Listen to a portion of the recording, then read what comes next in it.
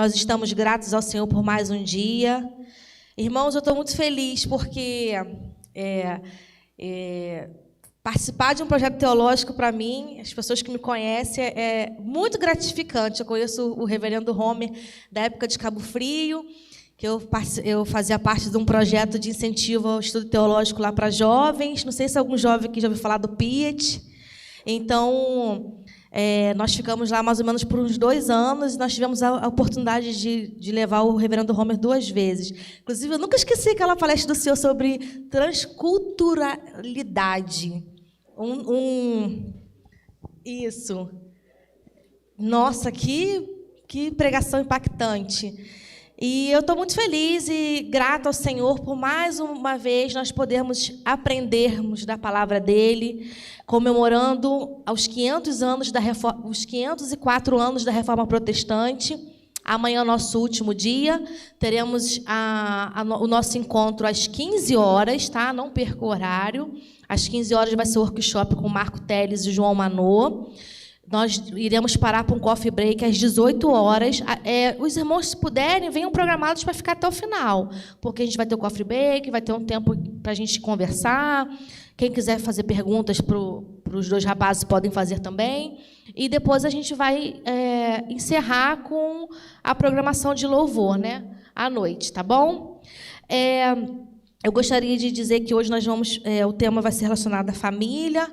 Eu faço parte do Ministério de Casais, então a gente elaborou esse tema também para trazer essa questão familiar para a Semana da Reforma. Então, como vai ser falado sobre família, e todo dia eu tenho mostrado alguns livros aqui, a gente tem uma banca ali com milhares de exemplares de várias editoras, dentre elas a Fiel, e nós conseguimos um desconto de até 40%, tá?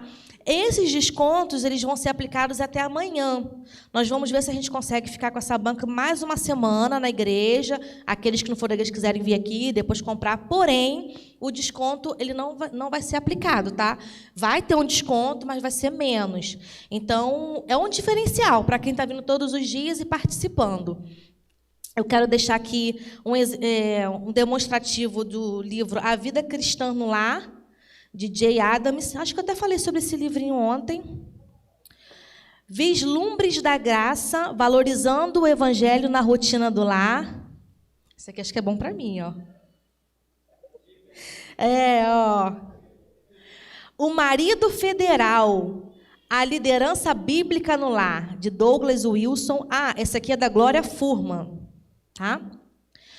Só uma coisinha, os irmãos, por exemplo, esse aqui está R$ 58,30. Esse valor cheio do livro, e de acordo com a forma de pagamento, o desconto ainda é aplicado, tá? Pode ser 40%, pode ser 30%. O Marido Federal, a Liderança Bíblica no Lar, de Douglas Wilson. Esse aqui, a etiqueta ficou em cima, é sua filha, alguma coisa casamento. Sua filha no casamento deve ser cortejo bíblico no mundo moderno. Olha, gente, ó. De Douglas Wilson. E tem mais 2 aqui. Esposa excelente. Esse aqui é o último. Esposa excelente, uma perspectiva bíblica, de Marta, acho que é Marta Pisse. Tá bom? Esses são uns só dos exemplos que nós temos ali, mas temos livros voltados para dependentes químicos. Acabei até de ver ali, até compartilhei no grupo da igreja foto. Temos livros para lideranças, temos livros para departamento infantil. Se você quiser, de repente, presentear alguém da sua igreja, algum departamento, algum professor, alguma pessoa da sua família, algum amigo, algum, de repente, pretendente, de repente, chamar a pessoa para ler o livro junto, né? Gente, fica a dica aí, hein? Eu sou uma boa vendedora, hein? Bom, que Deus... tá vendo? Que Deus nos abençoe. Irmãos, vamos orar, e em seguida o Vinícius... a gente fez uma pequena mudança na liturgia de hoje. O Vinícius ele vai tocar as 2 músicas logo no início, tá bom? Porque aí no final o pastor Homer, ele fica, né? O pastor só fica à vontade para estender mais, ou se quiser abrir para perguntas, tá bom? A gente nem falou ontem, o evento não está sendo online, tá? A gente está só gravando e posteriormente a gente vai publicar na rede social da igreja, no YouTube da igreja. Vamos orar ao Senhor. Senhor, nós somos gratos a Ti, ó Deus, por esse dia, ó Pai. Esse dia maravilhoso, Senhor, que o Senhor nos concedeu, Senhor. Embora um dia que esteja frio, chuvoso, mas nós sabemos, Senhor, que nada foge do Seu controle, ó Deus. E nós te agradecemos, ó Pai, porque nós estamos aqui, Senhor, porque nós temos, Senhor, o reverendo Rome aqui que chegou em segurança, ó Pai, desde ontem do Rio, ó Deus. Muito obrigada, Senhor, por todas as pessoas, Senhor, que têm contribuído, Senhor, para que esse evento, Senhor, possa acontecer, ó Pai. Nós te agradecemos, Senhor, a irmã Elisa, a irmã Cláudia, os diáconos, Senhor, que têm se revezado, Senhor. Nós te agradecemos ao Vinícius, que tem representado o Ministério de Louvor, Senhor. Muito obrigada, Senhor, por todas as pessoas, ó Pai, que se inscreveram, por todas as pessoas que têm orado por esse evento, Senhor.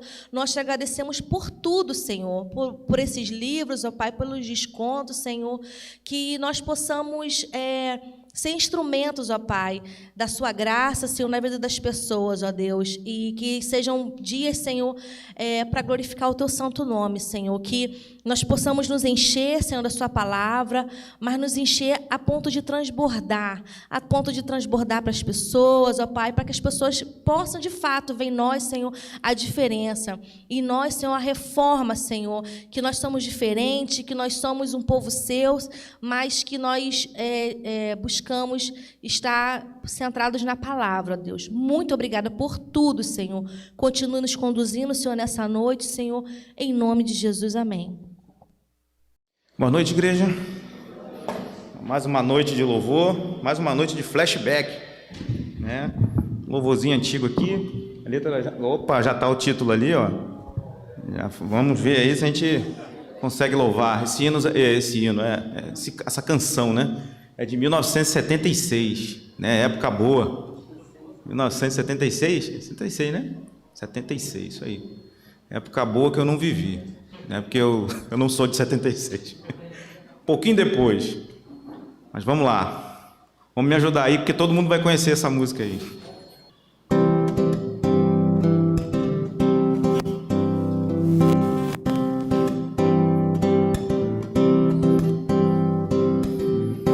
Conheci um mundo mau e com ele seus artes me arrastei no lamaçal. Tudo isso porque eu quis saber mais que qualquer um, construir algum amor onde a paz pudesse ser a verdade pra eu ver. Mas Jesus Cristo veio e me achou assim tão sujo, e numa cruz por mim derramou sangue tão puro. Foi assim que me salvou. Foi assim que me salvou. Eu conheço agora sim a clareza de Jesus. Foi das trevas que eu vim, encontrei-me com a luz. Hoje eu quero sim saber do meu Mestre Salvador,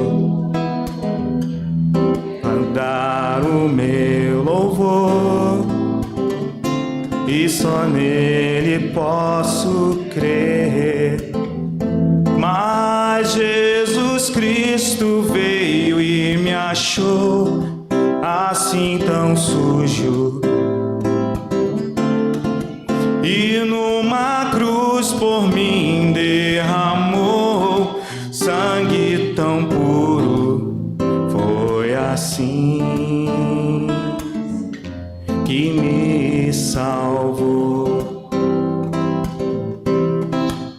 Foi assim que me salvou.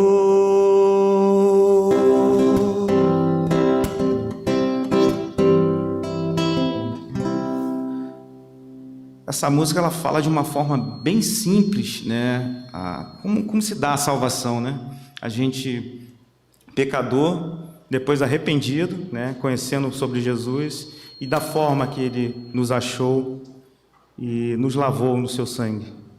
É uma música com uma letra muito bonita, né? E agora a gente vai passar para uma música mais nova. Ela só tem 21 anos, né? Vai dizer que uma pessoa de 21 anos não é nova, né? Quer dizer, né? Quando fala de música já não é tão novo assim, né? É uma música já tá ali, né? A cola já tá ali, ó, né? Essa música também ela tem uma letra muito interessante, né? Vou tentar cantar ela aqui. Essa daí é novíssima, tá no forno, saiu do forno. Mais Alto Lugar de Adoração foi uma música que eu conheci quando a gente fazia parte da Igreja Reformada, Comunidade Evangélica Nova Aliança, né? A gente conseguiu introduzir no louvor essa música aqui, é uma música que tem uma letra muito bonita. E vamos lá, vamos cantar.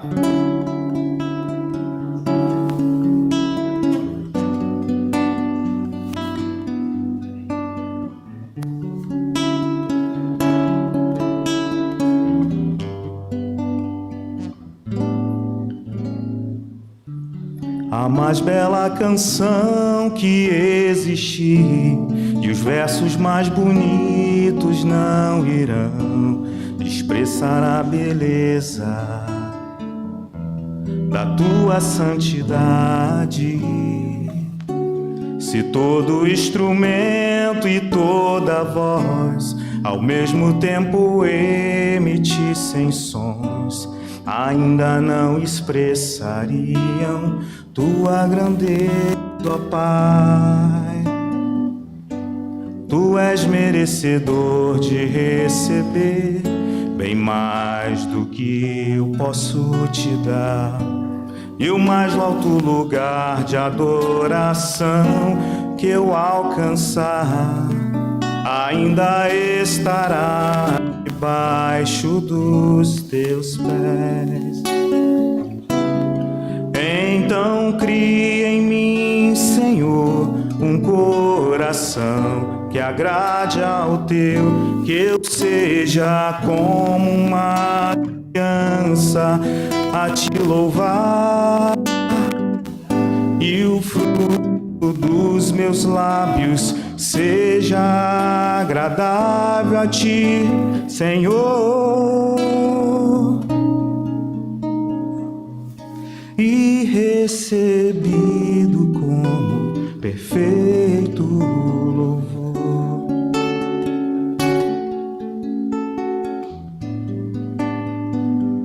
Mais uma vez, agora que você aprendeu, vai cantar comigo, hein?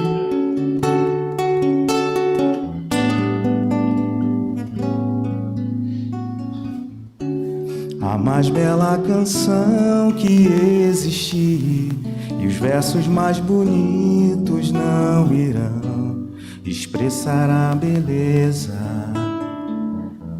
da tua santidade.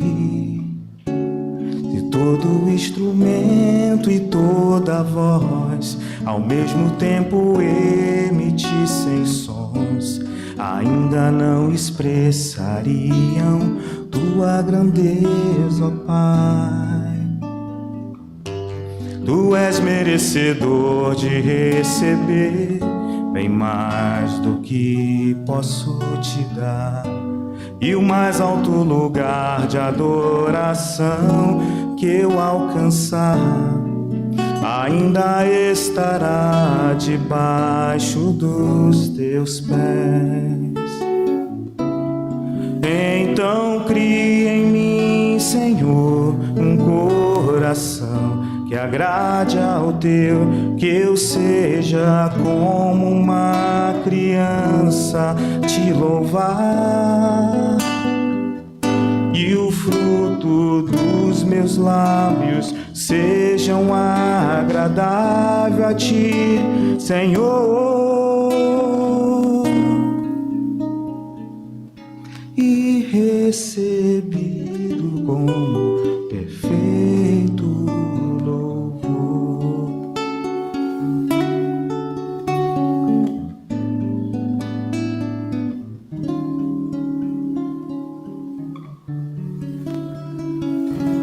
Amém.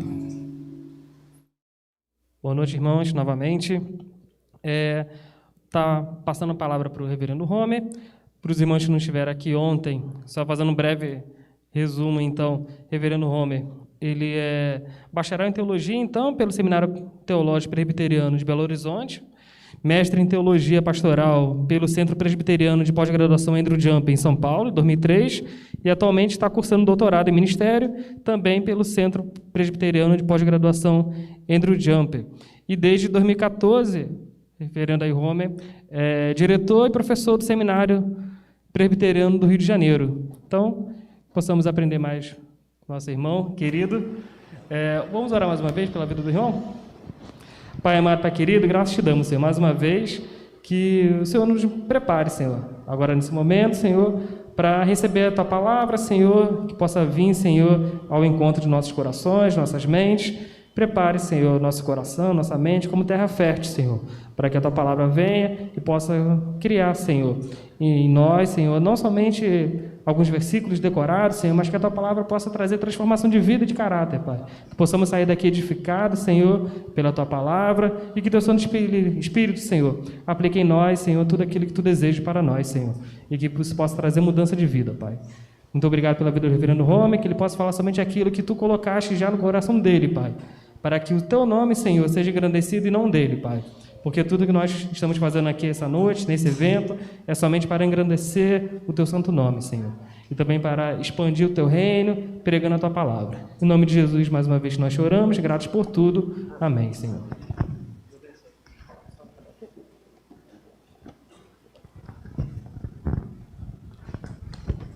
Irmãos, a graça e a paz. Vamos continuar, né?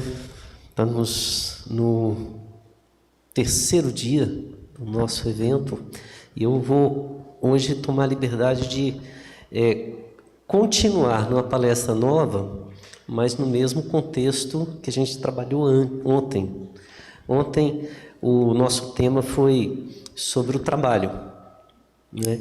E, Roberto, só depois que eu percebi que eu extrapolei um pouquinho o tempo, né? Hoje eu prometo que eu vou tentar não extrapolar o tempo. Tem horas que a gente tem essa situação, né? Enquanto a gente fala, a gente está empolgado com o que está falando e esquece de quem está ouvindo, né? Mas hoje não. Né? Amém. Vocês são muito graciosos. Né? Hoje eu estou feliz de uma forma muito especial. Olha, esse trio abençoado que está aqui, né? Amanhã nós temos um evento muito especial, né? O Lorival e a Cida. Eu só vou dizer assim, irmãos, 11 anos de oração, amanhã vai se concretizar, né? Eu vou deixar todo mundo curioso, né? Depois todo mundo, isso aí é uma técnica para depois todo mundo procurar saber o que é, né? E feliz de estar a Cris conosco aqui hoje também, né? É um casal muito especial que tem ovelhas de Nova Friburgo ainda e que, bom, amanhã tem. Eu estou deixando um monte de suspensas aqui, gente. Olha só, deixa eu fazer uma dica aqui, aproveitar o que a Suelen colocou. Não conheço esse livro do Jay Adams, que foi o primeiro, mas eu não conheço um livro do Jay Adams que não é bom, especialmente quando fala. Aliás, não é só da família. Eu li um livro dele sobre questão de batismo também, excelente. Mas em termos de família, ele é hoje um dos melhores nomes que nós temos. Então, fica aí uma dica, uma propaganda para me... ontem eu não citei nenhum dos que estavam aqui, né? Gente, então vamos lá. Como eu disse, eu quero partir do contexto abordado ontem para dar sequência à palestra de hoje. Ontem falamos de trabalho, hoje falamos de família. Quero deixar uma coisa bem clara aqui. Quando a gente fala da reforma, obrigado. Quando a gente fala da reforma, normalmente a gente pensa nos 5 solas, pensa no aspecto teológico, mas uma das coisas que tem me deixado, eu falei ontem com o pastor Diogo, né, que me deixou muito satisfeito com o tema, a temática desse encontro de teologia, né, dessa semana que nós estamos estudando, é que nós desprendemos um pouco daquela rotina de temas e abordamos aspectos como se nós estivéssemos vivenciando o tema da reforma. Então a gente tem que entender o seguinte: tudo que aconteceu lá não foi um congresso de teologia para discutir novas doutrinas. Foi um grupo de pessoas que queriam um estilo de vida diferente. E esse estilo de vida diferente, ele fez com que toda a nossa concepção, ou a concepção societária da época, que estava escravizada, essa é a palavra, em cima de alguns pressupostos que não eram bíblicos, mas eram desenvolvidos por uma série de histórias, né? Série de eventos históricos que vieram trazer uma prisão muito maior aos dogmas da história do que aos dogmas da Bíblia, né? Eles estavam trazendo uma situação muito complicada. Por exemplo, no trabalho, nós vimos aqui que a visão era completamente de maldição. O contexto que nós trabalhamos da sociedade pré-reforma era uma sociedade que vivia para agradar ao rei e demonstrar proximidade com Deus. Então, quanto mais próximo do rei, quanto mais próximo de Deus no sacerdócio, menos se trabalha. Mas se usufrui do trabalho de quem? Daqueles que não têm o privilégio de serem da nobreza, daqueles que não têm o privilégio de serem do clero. Esses são os que trabalham, que lutam e que têm como maior ambição se tornarem parte da nobreza ou se tornarem parte da família clerical, né? Isso não tem a ver, isso era um costume que estava imperando em diversos lugares. Então a reforma ela tem esse lado prático que ela muda o estilo de vida. Eu fico triste que, se nós olharmos o pós-reforma, muito do que nós vamos trabalhar hoje, ele seguiu por todas as igrejas protestantes. E talvez hoje nós tenhamos muitos aspectos que vocês vão identificar o contexto familiar muito mais com o contexto pré-reforma do que com o contexto pós-reforma, tá certo? Mas isso não vai deixar de nos desafiar a viver a reforma, o pensamento, o desejo reformado hoje. Qual o desejo reformado para pensar em família? Queremos voltar a entender o que a Bíblia diz. É como se estivesse dizendo, o conhecimento ou toda a expressão religiosa e social, secular, política, que nós vivenciamos hoje, não expressam o que a Bíblia diz. Qualquer semelhança com o nosso tempo é mera verdade. Tá certo? Ou seja, nós precisamos, de tempos em tempos, avaliar o nosso próprio contexto. Então nós tínhamos esse contexto. A sociedade vivia para agradar ao rei e demonstrar a proximidade com Deus. Hoje nós não temos tantas monarquias, mas precisamos entender a monarquia na época, entender que vivemos um clima hoje muito mais, um mundo hoje muito mais democrático. Porém, continuamos tendo aquela nobreza até mesmo nas sociedades democráticas. E muitas vezes o nosso grande alvo é nos aproximar desta elite para poder nos livrar do trabalho. E como é que fica com a questão da família, né? No trabalho é fácil dizer, eu quero me livrar do fardo improdutivo e ter como anseio, para me livrar deste fardo, me tornar um nobre ou uma parte de um clero. Como isso afetava as famílias? Eu quero trabalhar, primeiramente, a visão clerical, tá certo? O que era, vou pegar alguns elementos da família. E a gente vai citando a Bíblia de vez em quando. Eu vou manter o mesmo estilo de ontem, tá certo? Nós vamos buscar o contexto histórico, depois buscar o contexto bíblico.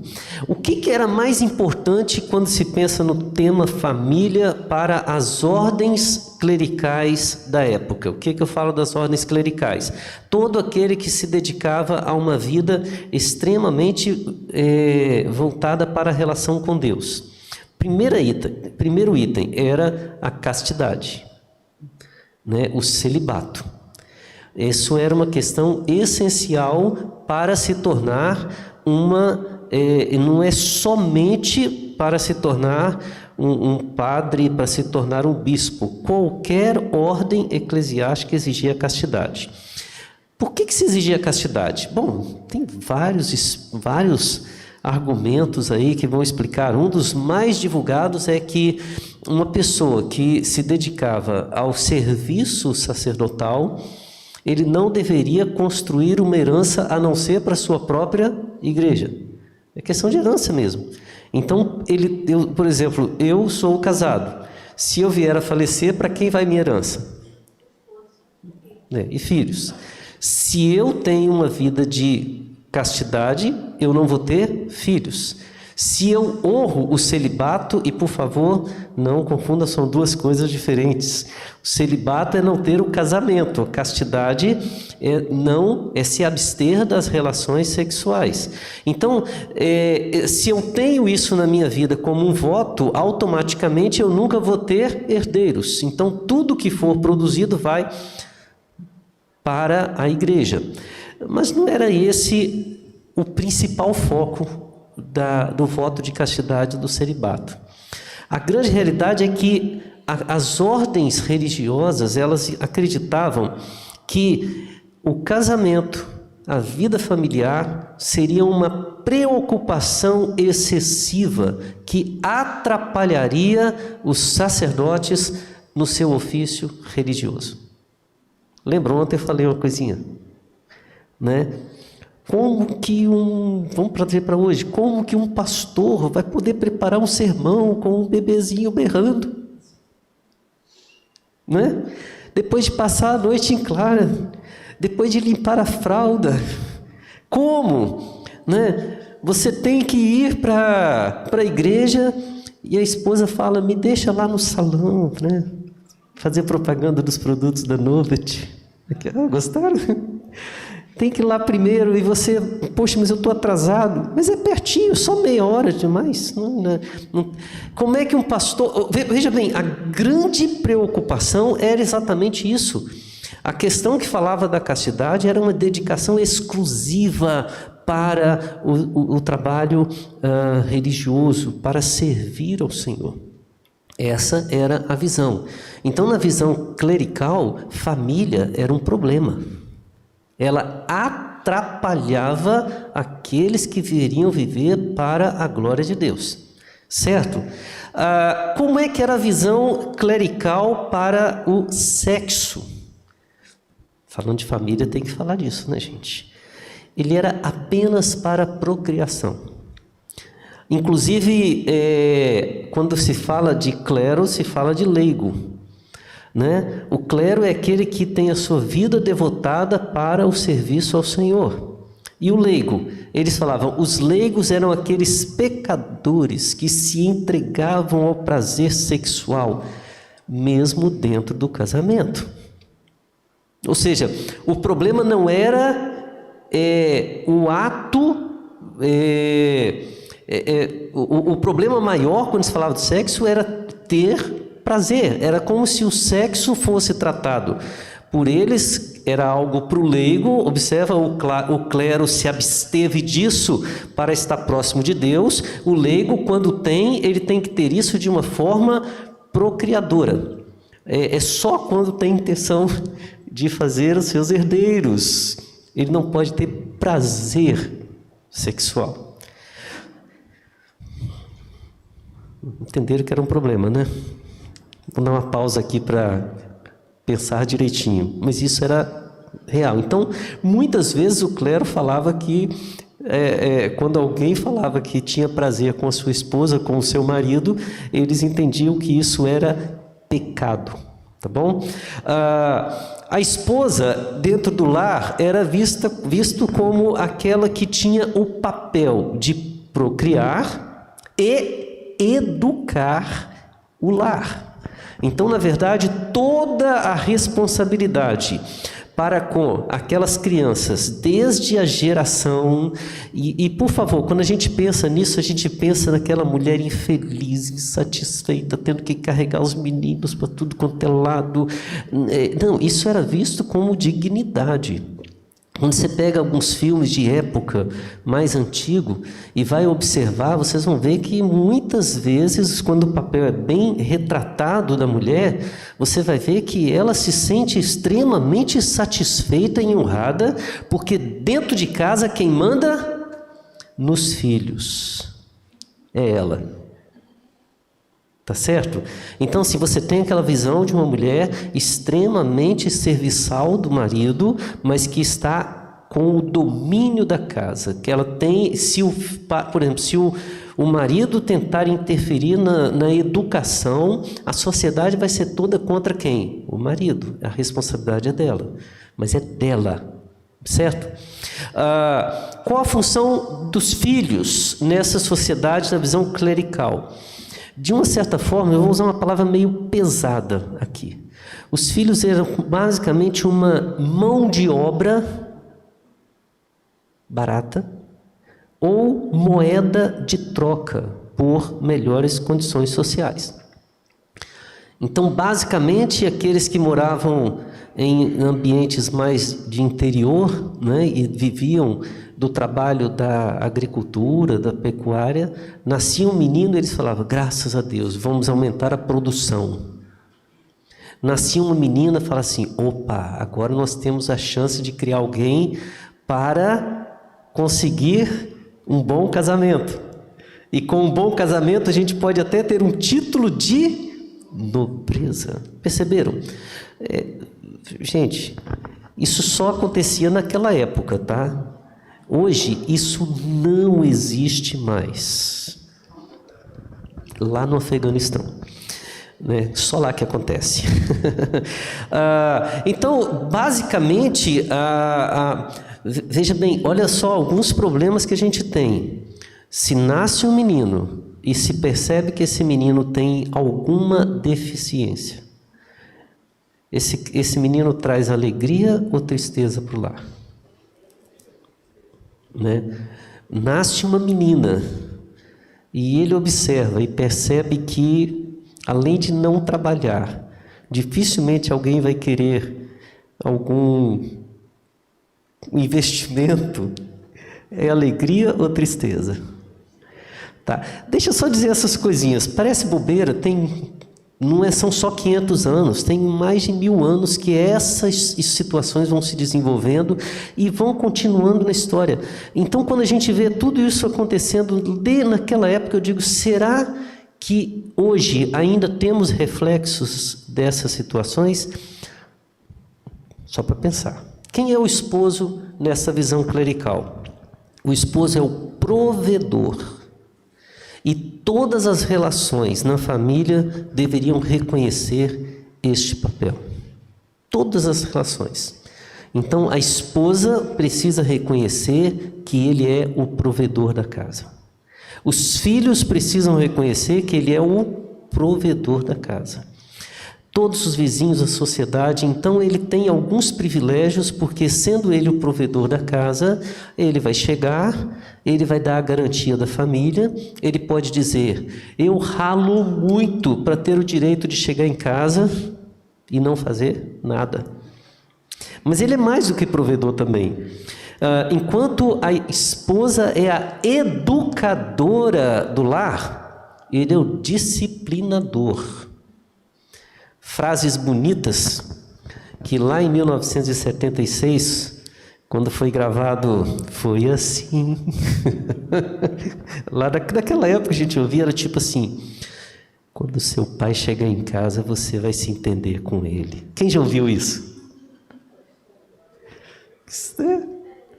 Mãe, não conta pro meu pai, não. Ele chega, aí a mãe fala: preciso conversar com você lá no quarto. E alguns já desmontam. Já sabe que vem, né? Então, observa bem, eu não estou falando de uma coisa que aconteceu lá e que a reforma veio brigando contra e imediatamente tudo isso acabou. Ao contrário, a sociedade veio resistindo e muitos dos princípios relacionados à família e como a gente pôde ver também algumas coisas relacionadas ao trabalho, ela brigou, lutou, quis uma recompreensão bíblica, mas a sociedade foi entrando no meio da igreja nesse sentido, se manteve uma cultura. Então, a reforma da família, ela é muito mais do que uma questão doutrinária, é uma questão cultural que nós precisamos, sinceramente, hoje, rever mais até do que naquela época. Agora, observe bem, todos os pontos que a gente falou, é claro que eu usei de uma forma mais irônica, tentando conduzi-los a olhar de forma depreciativa. Entreguei o ouro. Mas todos os pontos nós não podemos jogar fora. Quando a gente olha, por exemplo, da questão da castidade, né, do celibato, será que realmente uma vida casta pode nos aproximar a servir a Deus com maior intensidade, de uma forma? Sim. Será que a ideia do sexo como procriação é um problema? Não. Será que a função procriadora e educadora da esposa, da mãe, é um problema? Não. Será que os filhos, entendendo que eles são um instrumento para dar prosperidade à família, seja no trabalho ou até mesmo num bom casamento, qual pai, qual mãe espera sinceramente que o filho ou a filha case mal? A gente espera que eles casem bem. E o esposo, será que realmente ao pensar nele como provedor, como essa visão de cabeça, será que isso é um problema? Não, isso não é um problema. Qual é o problema que nós temos nessa história?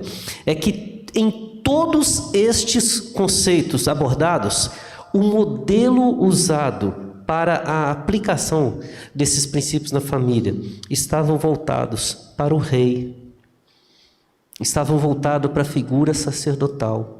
E até mesmo o clero, onde a família não era existente, ele voltava-se para a figura do rei e seguiam este rei, esta monarquia, como modelo para consolidar os papéis dentro das famílias. Tá certo? Então, ao invés deles olharem para a palavra de Deus, eles olhavam para a família real, para a monarquia. É muito interessante quando você, hoje ainda, você viaja e visita alguns países que têm monarquia, você vê isso no povo. Na Espanha, por exemplo, quando fui visitar um amigo, ele disse que havia uma verdadeira febre, né? Quando a princesa, que hoje é rainha lá, ela aparecia com uma determinada bolsa na televisão, no dia seguinte todas as famílias, as mulheres estavam querendo uma bolsa igual, porque entendiam que aquilo era sinal de status, um passeio e outras coisas assim. Então veja, o modelo da família estava direcionado a isso. E quando, no tempo da reforma, as pessoas olhavam para a família real, o que eles viam? Quando olhavam para o clero, o que eles viam? O que Lutero viu quando ele foi em Roma? Tá certo? O que causou essa indignação na maioria das pessoas? E que eu acho que deve causar indignação em nós hoje quando isso acontece no nosso meio também. Tá? Primeiro, eles perceberam que o celibato era apenas fachada no clero. Enquanto na realeza, a família real era considerada próspera pela quantidade de filhos. Como é que eu posso pregar um celibato e dizer que ele é bênção para a minha vida, mas eu olho para aquele que é a referência para toda a nação e digo: quanto mais filhos você tiver, mais próspero você é. Perceberam a diferença? Então eles estão observando uma situação como se estivesse dizendo, o casamento, ele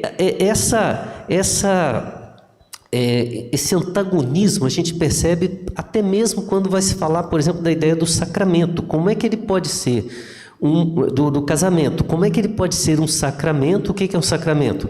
É uma ordem sagrada. E ao mesmo tempo o celibato, que é o oposto do casamento, ser considerado da mesma forma ordem sagrada. Então, as sociedades elas começavam a olhar para essas duas definições que são boas, mas elas começavam a ver uma incongruência entre os dois aspectos. Como é que eles viam a questão do sexo? Essa é muito interessante.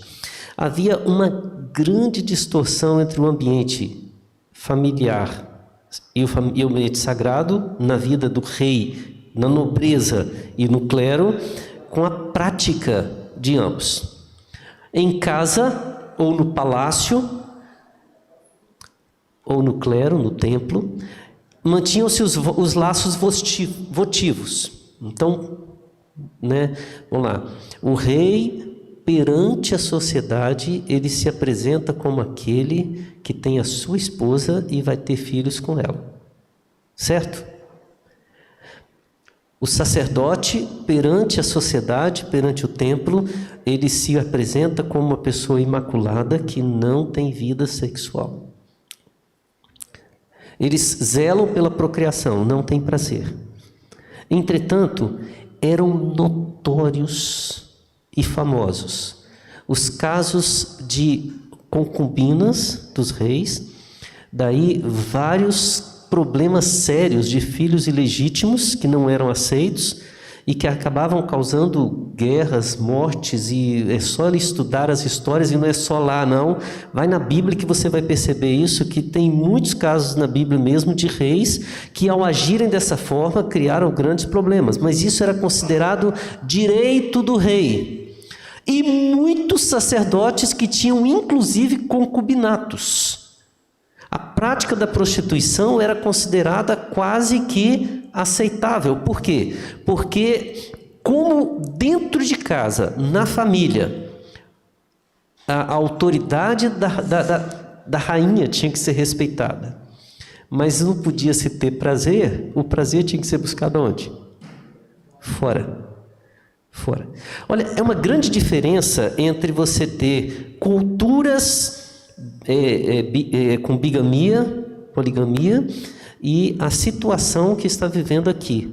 Aqui você está vivendo uma sociedade que recusa o prazer no casamento. Na bigamia, muitas vezes, a ideia é de uma diminuição do papel da mulher. E, irmãs, fiquem satisfeitas, existem culturas poliândricas também, né? Quer dizer, que é uma esposa que tem vários maridos. Isso existe também, né? Mas, no caso, na maioria das vezes, a mulher era considerada uma propriedade. Então, você tem casos interessantes. Nas sociedades que aceitam a poligamia, muitas vezes a primeira esposa é considerada a autoridade sobre todas as demais. Muitas vezes elas querem que o marido tenha outra esposa porque ela entende que as outras são servas dela. Então, quanto mais esposas o marido tiver, menos trabalho ela tem. É uma propriedade, né? No caso aqui é diferente. Muitas esposas falavam, em casa ele tem que me respeitar como sua rainha. Então não tem problema. Se você quer ter prazer sexual, vá fora, porque não é meu papel, não é meu dever, né?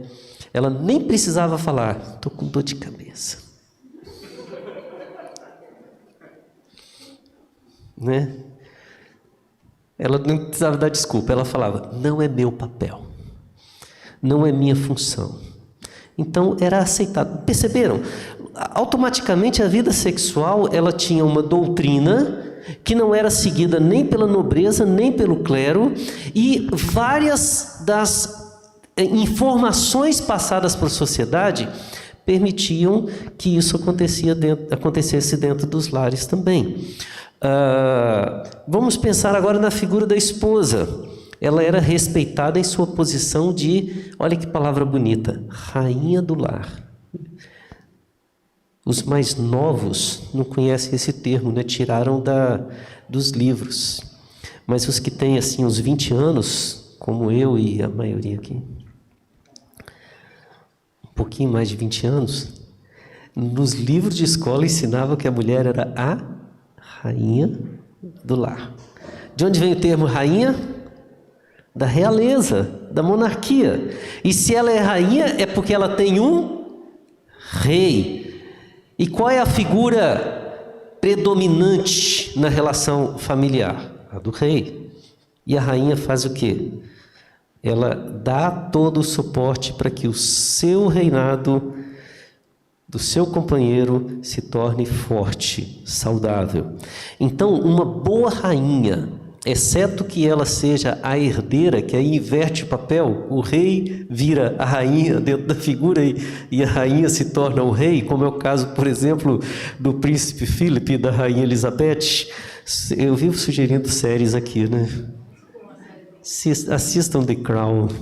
É muito interessante, você vê essa questão. Lá, ela tem essa posição fixa da autoridade, mas no caso lá, o príncipe, nem rei ele pode ser chamado por causa da autoridade da rainha. Mas no caso, a ideia da rainha significa aquela que sabe quais são os seus limites como mulher, como mãe e como companheira. Ela sabe os seus limites. Ela está sujeita, ela é subalterna, ela é inferior. E essa mensagem da família real passa para todas as outras famílias do reino, certo? O que mais eles viam naquela época?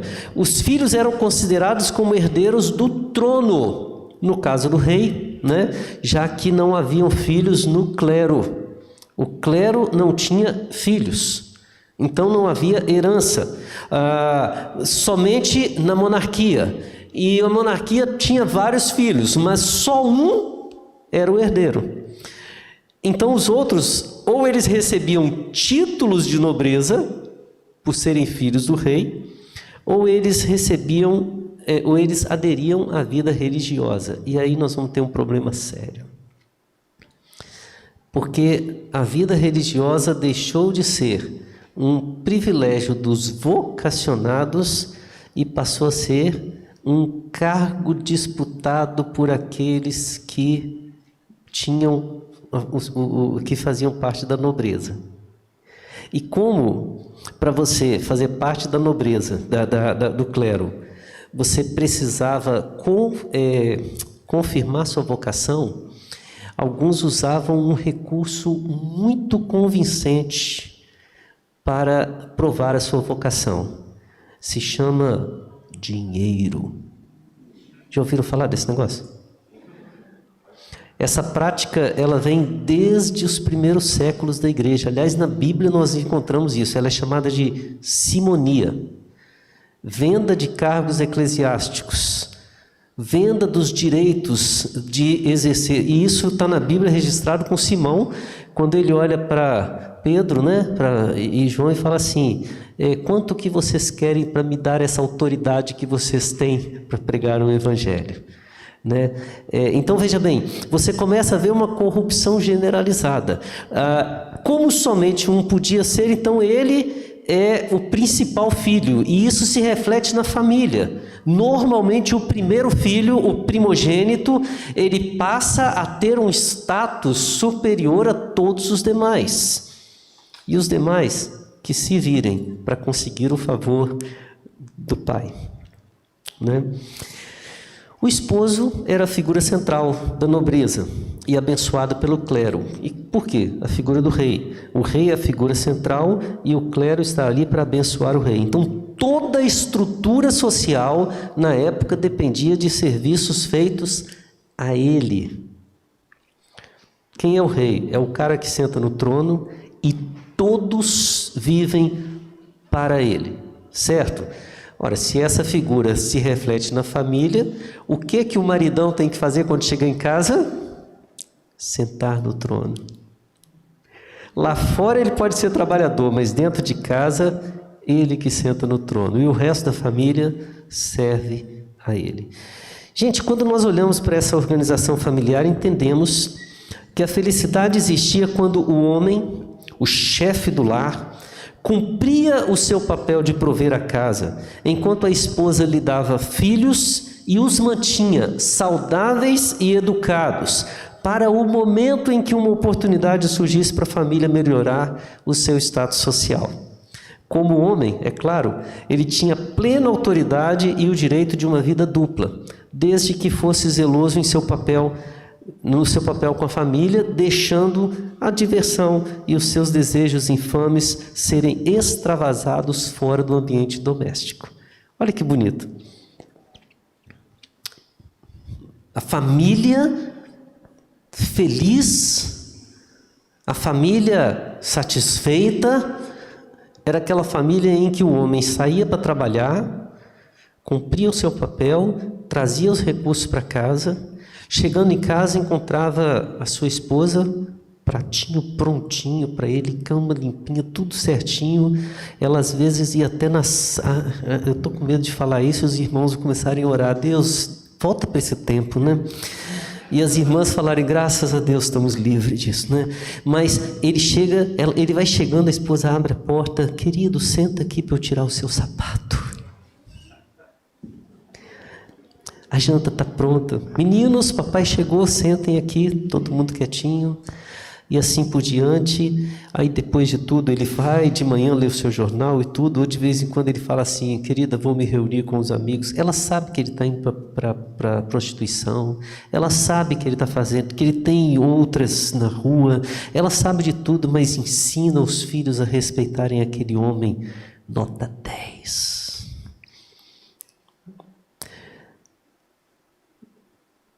Ele era uma fera fora do ambiente familiar, que se tornava um animal domesticado, doméstica, dentro do ambiente familiar. A reforma, quando ela clama por um retorno da Bíblia, ela diz, essa felicidade não é boa, isso está errado, isso tem que mudar. Não é isso que Deus quis que é para nós. Não foi para isso que Ele criou o casamento. Não é assim que Ele quer que se estruture uma família. Mas, então como é que é esta família? Essa família. Eu quero abordar os 5 tópicos novamente, tá bom? Como é que seria uma visão de celibato? É possível existir o celibato na Bíblia? É possível o voto de castidade na Bíblia? Claro que é. Claro que é. A Cida, Lorival, o Diogo são testemunhas desse tempo na minha vida, não é verdade? Não, nunca mais, né, Cida? Um dia, quando eu separei, e naquele período, toda vez que alguém falava assim, pastor, só precisa casar de novo, eu nunca. Né? O Diogo nunca fez essa oração, viu, Daniel? A gente que falava isso com ele falava assim, nunca! Celibatário, hoje eu estou vendo feliz, graças a Deus, né? Deus ouviu a oração. Mas é interessante que existem pessoas que fazem isso de forma natural, espontânea. Não é que ele é contra um casamento. E é interessante que eu vou dizer aqui uma coisa meio estranha. É como se ele soubesse que o voto do casamento é sagrado. E ele respeita, valoriza, incentiva, investe, mas por uma opção totalmente sua, ele decide abrir mão desta vida para servir ao Senhor de uma forma intensa, pessoal, íntima. Ele não é aquele que vai dizer assim, Deus me livre de ter uma criança berrando enquanto eu faço um sermão. Ele diz assim, é uma bênção ter uma criança berrando na hora de fazer um sermão. Mas eu, de coração, quero dedicar toda a minha vida ao Senhor. Ele não sente aquilo como se a família como se fosse um atraso na sua vida. Ele sente a família como se fosse uma bênção tão grande, mas ele quer algo que lhe dê maior disponibilidade de tempo ainda. Tá certo? Qual é o problema daquela visão? Era um estilo de vida que era colocado como essencial para dar vantagem espiritual. Quer ver uma outra situação que é muito comum no nosso tempo? Você passa um problema, 3 pessoas querem orar por você. O pastor, a presidente da SAF e um jovem, adolescente da igreja. Os 3 se propuseram a orar por você, mas você só pode pedir para um orar. Quem que você vai pedir para orar? Por quê? É porque a oração dele é mais forte, não é assim? Deixa eu contar para vocês. Se for espontâneo, as 3 orações são iguais. Mas aquele adolescente pode ter uma oração muito mais íntima do que a de um pastor que está fazendo, às vezes, por obrigação. Ou, às vezes, por trabalho. No momento em que ele se dispõe a orar, que seja por vocação, que seja por espontaneidade. Mas é a mesma visão que nós temos aqui. É uma situação que não pode ser imposta. E nesse caso estava sendo imposta com a ideia de vantagem espiritual. Aquele que se dedicou ao sacerdote, ele tem uma vida mais próxima de Deus. Por isso as orações dele são mais fortes. Por isso a palavra, o conselho dele é mais poderoso.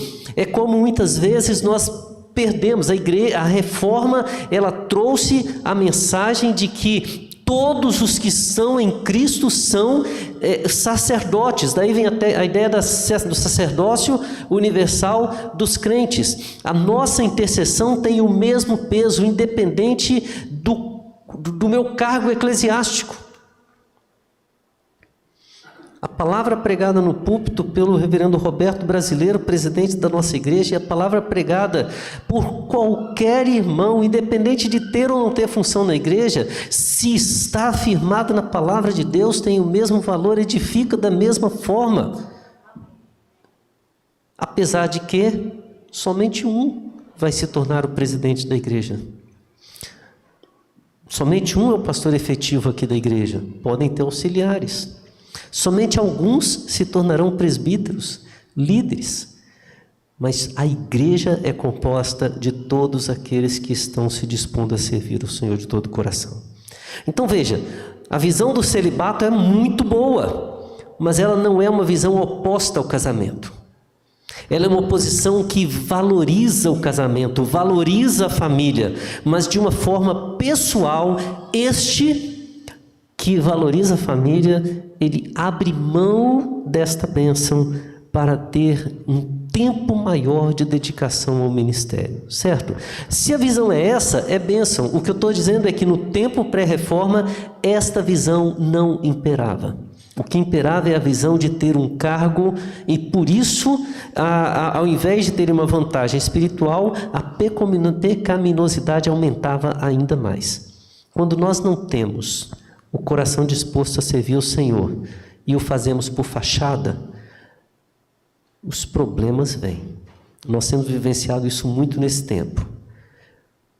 Pessoas que se chamam e declaram ser cristãs, que causam vergonha ao Evangelho de Cristo, porque estão lá de fachada, não estão de coração. Certo? Vamos para o segundo. Como é que seria a visão, como é que seria um olhar bíblico a respeito do sexo? Tem a sua responsabilidade criadora? Sim, a ordem, quando Deus criou, né, ele diz: multiplicai-vos, sede fecundos e enchei a terra. Uns levam isso mais a sério, outros levam menos a sério, né? Mas o fato é que o sexo existe para que haja multiplicação, para que haja crescimento. O casamento, ele é muito interessante assim, deixa eu, né, antes de eu falar a próxima frase. O sexo foi criado por Deus para que houvesse a multiplicação. Agora, só para isso? A questão nossa é: será que Deus também não criou o ato sexual para que houvesse prazer? E aí vem um outro ponto. Eu creio que o casamento é uma nudez que não precisa ser coberta, mas contemplada sob o teto de Deus. É muito interessante quando termina aquele Gênesis, né, quando fala da queda, que diz assim: ora, um e outro estavam nus e não se envergonhavam. Por que está falando isso? A ideia ali de não se envergonhar é a ideia é o inverso talvez de admirar. É como se estivesse dizendo assim: um e outro estavam nus e se contemplavam e se admiravam. O pecado trouxe a vergonha. E a primeira coisa que eles fizeram quando veio o pecado foi o quê? Se cobrir. Se cobrir. Então Deus não criou uma natureza, inclusive o corpo humano, para simplesmente ser utilizado. Né? É gostoso quando a gente vai num determinado local, né? Hoje tivemos o privilégio de conhecer um pouquinho do litoral aqui. Toda vez que parava, vinha aquela expressão: tira uma foto. Para que tirar uma foto? Por que a gente não entra, mergulha, se bem que eu não tenho esse hábito, que eu acho a água muito gelada? Prefiro andar na areia, né? Mas por que tira foto? Porque algo ao nosso coração diz: é uma bela imagem que precisa ser admirada. Deus criou tudo belo para a gente usufruir, e a beleza, ela gera prazer. Quando Deus diz assim: não é bom que o homem esteja só, Ele está dizendo que é agradável, prazeroso e bom que o homem esteja acompanhado de sua mulher, e vice-versa. O não é bom significa que o bom é que os dois vivam, e vivam plenamente e em harmonia. Veja bem, não confundamos. Prazer é uma coisa, devassidão é outra coisa. Muitas pessoas não querem prazer, muitas pessoas querem algo muito além disso. Querem humilhar, querem extrapolar. Estou tentando usar umas palavras mais tranquilas aqui, que vai ficar gravado, né? Mas eu acho que todos já entenderam o que eu estou querendo dizer. O prazer é algo para ser vivido dentro do casamento, certo? Então, Deus criou o sexo para que nós procriemos e e tenhamos prazer na relação entre o marido e a mulher. Essa era a visão, certo? Vamos em frente. A esposa. Qual é a visão bíblica da esposa? É muito interessante que a gente muitas vezes olha para a maldição e considera a bênção de Deus. Qual foi a maldição lançada sobre a mulher? Visto que atendeste à voz do teu... Não sei, foi o homem, né? Visto que ouviste a voz da serpente, não é? Multiplicarei sobre modo as dores da tua gravidez. Em meio a dores, terás luz a filho. Você sabe que eu acredito... Diogo, cadê o Diogo? Foi até embora, então vou aproveitar que ele saiu e passar um problema para ele. Vou falar uma coisa aqui, depois vocês perguntam para ele, tá? Eu acredito que Eva teve pelo menos um filho antes da queda. Porque quando Deus fala assim, multiplicarei as dores, significa que ela saberia a diferença entre ter filho antes da queda e ter filho depois da queda. Porque não existe multiplicação por zero, existe? Ela tinha que ter um comparativo. Então ela viu a maldição quando teve o primeiro filho após a queda. E a outra parte fala assim, o teu desejo será para o teu marido e ele te governará. Isso é sujeição, não é submissão. A submissão está no texto quando ele fala, far-lhe-ei uma auxiliadora que lhe seja idônea. Eu gosto de falar muito, sabe, a palavra, insistir, essa palavra idônea. Porque alguns engraçadinhos, Lorival, trocaram e falam que é assim, a dona. Falei uma auxiliadora que lhe seja a dona, né? Não, é idônea, que é o papel, é equilíbrio. Aliás, a palavra lá no hebraico não é nem auxiliadora em si, farei alguém que lhe corresponda de forma igual, semelhante. A criação não foi homem, mulher. A criação foi homem, mulher. A única diferença que existe entre o homem e a mulher no casamento é: o homem foi criado primeiro, a mulher foi criada depois. Por que que a culpa da queda é do homem e não a mulher, se foi ela que comeu primeiro? Porque quando Deus deu a ordem de não comer o fruto, só tinha um homem, a mulher não havia sido criada ainda. Então quem não podia comer o fruto era quem? O homem, não a mulher. Certo? Então veja, submissão significa uma missão que foi dada ao homem e que ele não conseguiria cumprir. Sozinho não. Então Deus colocou ao lado dele alguém que cumpriria esta missão. A família não é uma responsabilidade dada ao rei, ao homem. É uma responsabilidade dada ao casal, à família. Esse é o princípio bíblico. Né? A criação da mulher não foi uma ação graciosa para que o homem tivesse uma folga. Na verdade, a sua responsabilidade só poderia ser cumprida com o auxílio de alguém que lhe completasse. A casa deve ser governada pelo casal, e estes devem dividir as tarefas. 3 coisas: dividir as tarefas, compreender os papéis e assumirem as responsabilidades individuais. Certo? Não adianta você olhar para a casa, para a família e entender que todo mundo tem a mesma função, o mesmo papel e a mesma responsabilidade. Não. Cada um tem seu papel, sua responsabilidade, sua função, e quando isso é feito pelo casal, você tem uma família de acordo com o princípio bíblico. E o último, né? Filhos. O penúltimo. Filhos, a Bíblia diz no Salmo 127, herança do Senhor são os filhos e o fruto do teu ventre, o teu galardão. Já parou para perceber nesse texto? Olha que interessante. Os filhos são herança do Senhor, mas são galardão dos pais. Herança do Senhor são os filhos. Os filhos são herança do Senhor. E os filhos, o fruto do ventre, são o seu galardão. O que significa isso? Significa que, na visão bíblica, os nossos filhos pertencem a quem? A Deus. Na visão do rei, os filhos são do rei. Na visão bíblica, os filhos são de Deus. Então, o que eles estão fazendo na nossa casa? Olha o que Davi diz. Eles são o galardão que Deus nos deu. O que é a palavra galardão, gente? O que significa galardão? Oi? Troféu? É mais ou menos isso. A palavra é recompensa.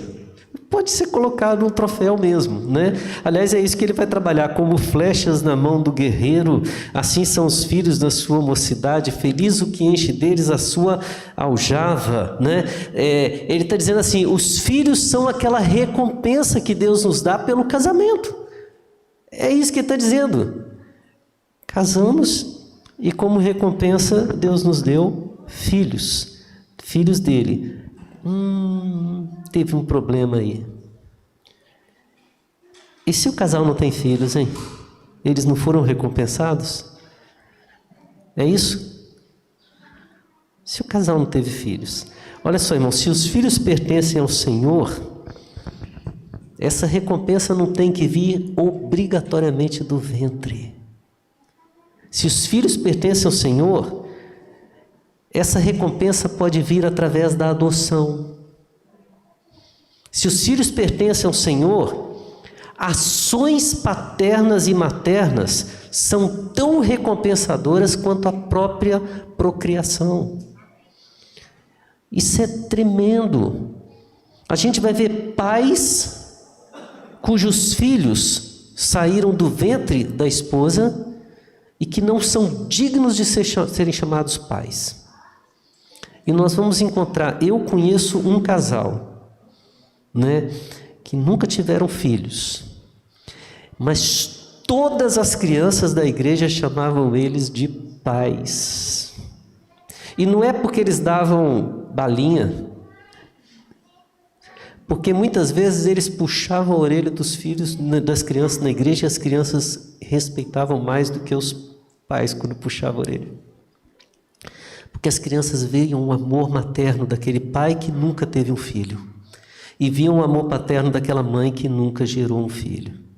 Então, quando ele fala de galardão, ele fala que a postura paterna, a postura materna, que deve ser vivenciada dentro da família, tem como recompensa seus filhos.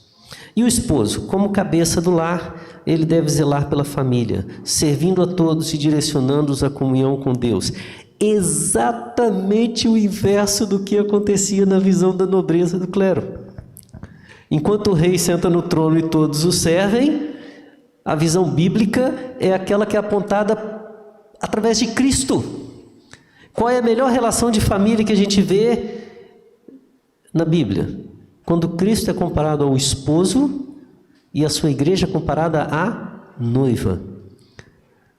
E o que o noivo fez pela noiva? Eu lembro de um casamento em que o reverendo Ludiero, lá em Belo Horizonte, estava fazendo um casamento, e ele foi explicar esse exemplo, ele disse mais ou menos assim: Lorival, vou te explicar o que é a relação de Cristo e da igreja, tá bom, Cida? É mais ou menos assim: Cida, você tem que ser submissa a esse homem. Ok? Isso é difícil? Não se ele for igual a Cristo. Se ele for igual a Cristo, vocês dois vão andar andando numa rua, e de repente, algo que a gente nunca ouviu falar que acontece no Rio de Janeiro, acontece. Aparece um bandido. Aponta para ela, Lorival, a arma, e vai puxar o gatilho. Se você a ama como Cristo amou a igreja, sabe o que você vai fazer? Você vai pular na frente da arma, que quem tem que morrer é você, não ela.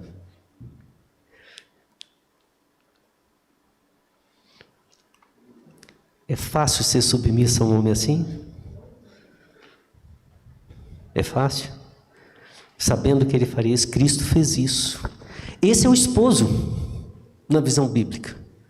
É aquele que serve a sua família. É aquele que se entrega pela sua casa. É aquele que quer ser a referência de humildade. Ele é o último a sentar no trono. Essa é a visão bíblica. Aí o Ludiero completou assim: a maioria dos homens hoje, quando o bandido aponta a arma para ele, ele puxa a esposa e põe na frente. Falou assim: minha irmã, nunca seja submissa a um homem assim. Né? Eita, só. Para fechar, uma família na visão bíblica é uma família que adora o Senhor. A referência da sua casa, da sua vida, é o Senhor. É uma família que se alegra na presença dEle. Pensando no casal, eu posso dizer que tem prazer, porque reconhece que isso é dádiva dEle. Pensando nos filhos, se alegra com o sucesso dos filhos. Quer um bom casamento, sim, quer que eles trabalhem bem mesmo, mas quer que isso seja feito dentro da dignidade que eles devem ter e vão conquistar. É uma família que prospera trabalhando juntos. Não é um para todos, e nem todos para um. É juntos pela casa. É uma família que divide as suas tarefas. Ninguém sobrecarrega, ninguém fica à toa. É uma família que sabe o papel de cada um e cumpre e zela por esse cumprimento com excelência. É uma família que cria seus filhos para o reino de Deus. Cria para que Deus os receba e não para que sejam nossas posses para todo sempre.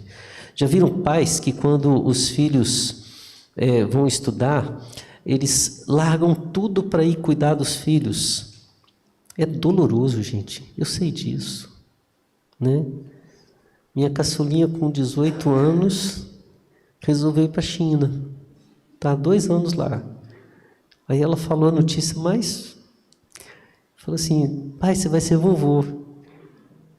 Quando é que eu vou conhecer meu neto?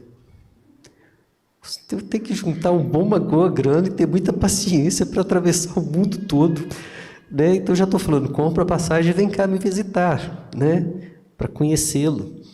Mas como dói ela dizer, estou indo sozinha. Como dói um filho sair, né?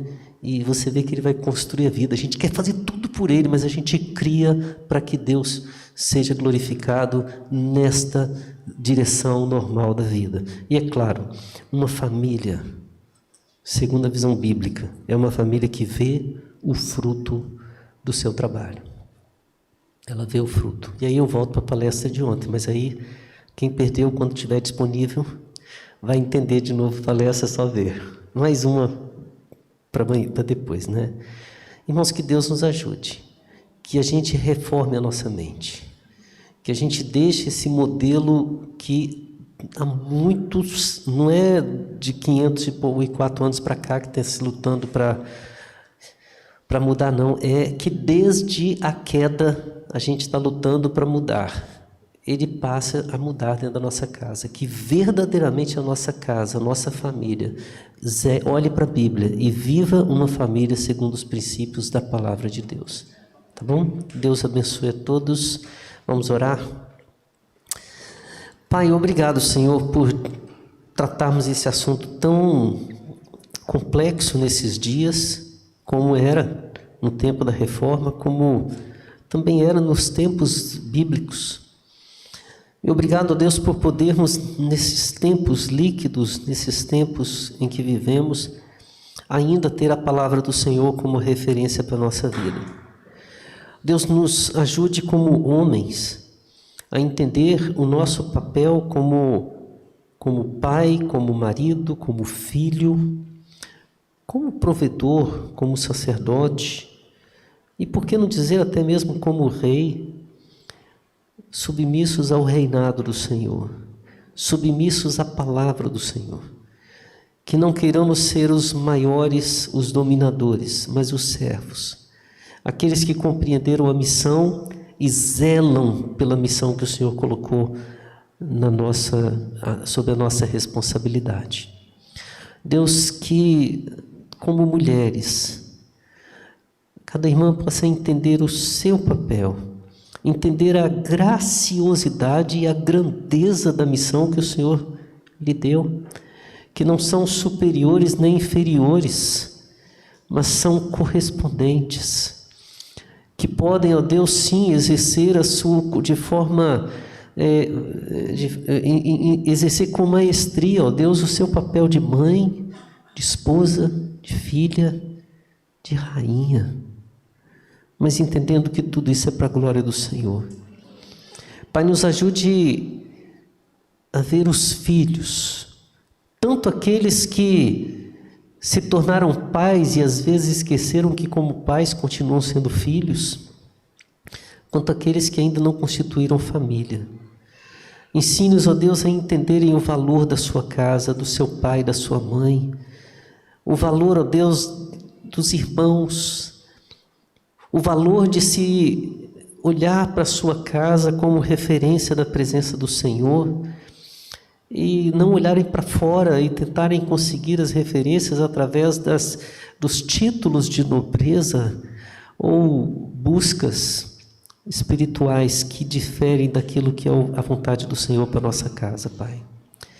Nos ajude, ó Deus, como casal, a vivermos, ó Deus, a alegria e o prazer de uma vida conjugal, compreendendo que toda a alegria que temos que ter tem que ser debaixo do cuidado do Senhor. Nos ajude a entender, ó Deus, que a grandeza espiritual não está na nossa busca por uma vida solitária, mas a grandeza espiritual está na busca de uma família que vive para a glória do Senhor. É assim que nós oramos em nome de Jesus. Amém.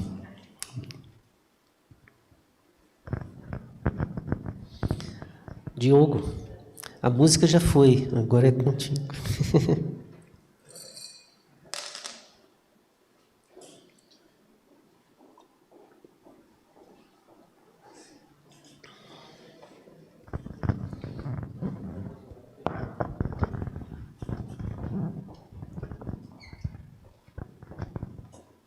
Boa noite, irmãos. Queremos agradecer, em nome da Igreja Presbiteriana do Jardim Marileia, o reverendo Homer, por ter aceito o nosso convite, mais uma vez, para estar aqui conosco. Foi uma bênção, edificou muito os nossos corações. Agradecer também a todos os irmãos que estão presentes e contamos com a presença dos irmãos amanhã, nosso workshop à tarde e logo mais também com a presença do Marcos Teles e João Manu. Agora nós vamos ter um sorteio e o sorteio de hoje são quantos livros, irmão? 3 livros, mas tem 2 livros que é do irmão, do reverendo Homer. Devocionais, ó. Deixa eu ver essa aqui de frente. Série de estudos, Mensagens para a Vida, série de estudos devocionais, Onde Deus Estava. Nós iremos sortear 2 livros do reverendo. Deve? A resposta está aqui, ó. Não, aqui, ó.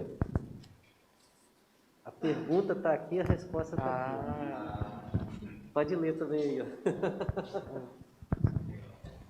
Onde Deus estava, no lugar certo, na hora certa e fazendo o que é certo. Nós iremos sortear 2 livros dele, o presbítero pode ir. E nós temos mais exemplares, tá, irmãos? A gente fez uma promoção de quanto, pastor? R$10. A oportunidade, quiser até depois aproveitar que o pastor está aí, tá? 12, tem 12 unidades, quiserem presentear alguém. E vamos também sortear Adoração no Lar, de Joel Beck. A dedicatória, aproveita que o pastor está aí, tá bom?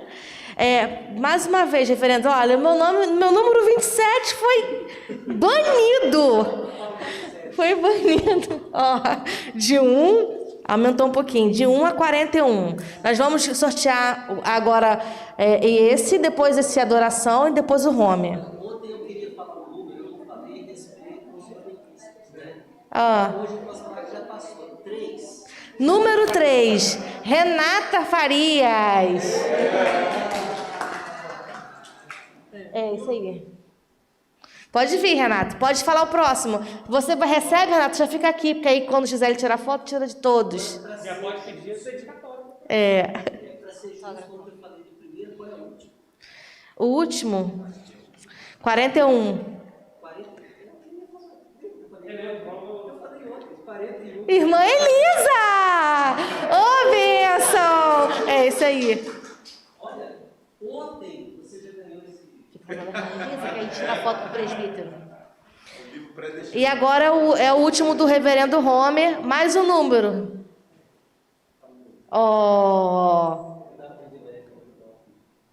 10. Essa aqui ganhou 11, não ganhou? A irmã Norminha. Não pode, ó. Eu não pude. Escolhe o número, irmã Norminha. 15. Seu Arnaud não veio hoje. Voltou para você. 18. João Vitor. Santos de Jesus. Aê! Pode ficar aqui para a Gisele tirar foto. Fica ali, presbítero. Você tirar foto com ele, você que entregou os livros.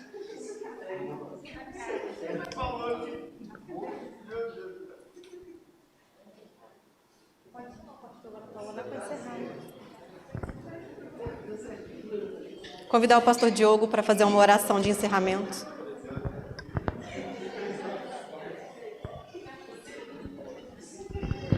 Vamos lá. Irmã Norminha, hein? Você é sortudo, hein? Todo sorteio que tem aqui, ela ganha na igreja, gente. Uau! Tá vendo?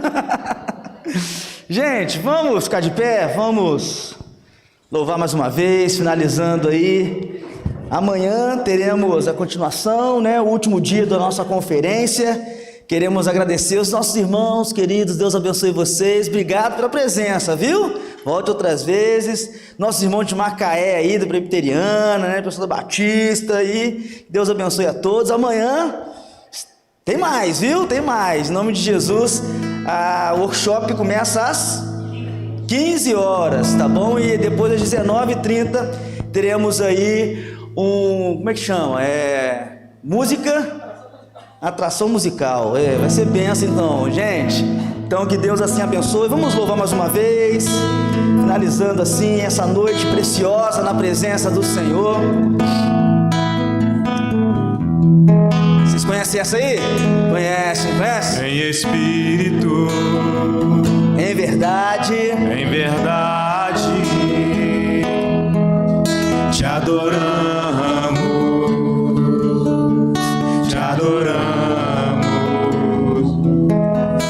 em espírito, em verdade, te adoramos, Rei dos Reis, Rei dos Reis e Senhor.